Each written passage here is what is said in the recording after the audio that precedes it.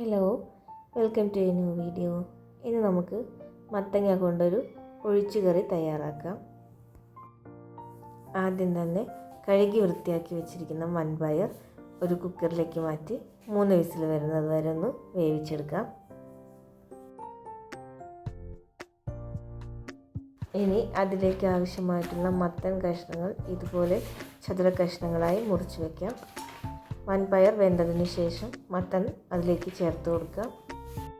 ഇതിലേക്ക് 1/2 ടീസ്പൂൺ മഞ്ഞൾപ്പൊടി, 1 ടീസ്പൂൺ മുളക് പൊടി, ആവശ്യത്തിന് ഉപ്പ് എന്നിവ ചേർത്ത് ഇളക്കി 3 വിസിൽ വരുന്നത് വരെ വേവിച്ചെടുക്കാം.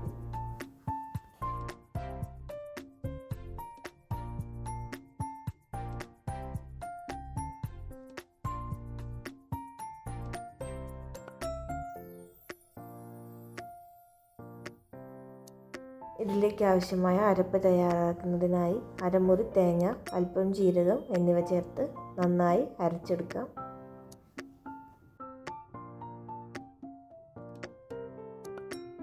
വേവിച്ച് വെച്ചിരിക്കുന്ന മത്തനിലേക്ക് ഈ അരപ്പ് ചേർത്ത് നന്നായി ഒന്ന് തിളപ്പിച്ചെടുക്കുക.